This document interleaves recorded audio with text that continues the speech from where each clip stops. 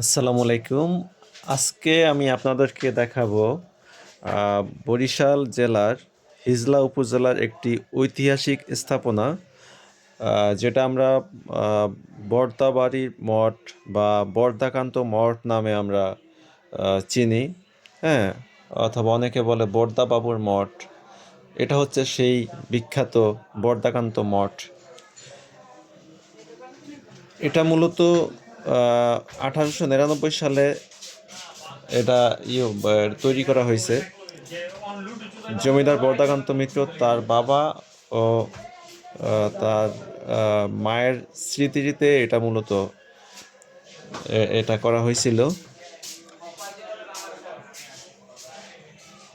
এই যে দেখেন, সুউচ্চ এই মঠটি মোটামুটি 80 ফিটের মতো উচ্চতা।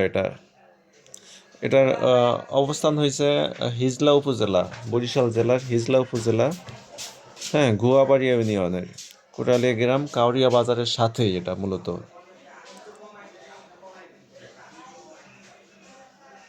এই দেখেন, এটা দুইটা টুইন, হ্যাঁ, টুইন মঠ এটাকে মূলত।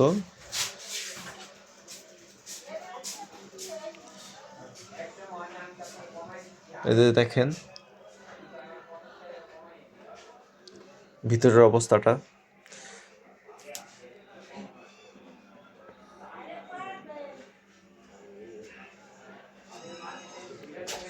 এবং এই যে বর্দাবাবুর মঠ, এটা কিন্তু তার বাবা ছিল রামকানাই মিত্র। এই যে ভিতরেও কিন্তু রুম আছে, হ্যাঁ, ভিতরেও রুম আছে। সবগুলো নোংরা, ভিতরে যাওয়া যাবে না, অনেক গন্ধ, নোংরা, খুব খারাপ অবস্থা, খুবই বাজে অবস্থা। এই যে হয়তোবা এদিকে যারা নেশাফেরা করে মনে হচ্ছে। এই যে দেখেন অবস্থাটা, দেখেন কি অবহেলা অবস্থায় আছে। একটা কিন্তু খুব কি বলে, এটা খুবই গুরুত্বপূর্ণ একটি কিন্তু স্থাপনা, বিশেষ করে হিন্দুদের জন্য। এটা একটা পূজার স্থান, কিন্তু এখানে কিন্তু পূজাও করে। এই যে দেখেন,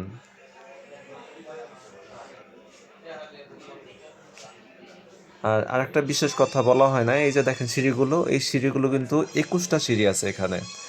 মোট এখানে 21টা সিঁড়ি রয়েছে।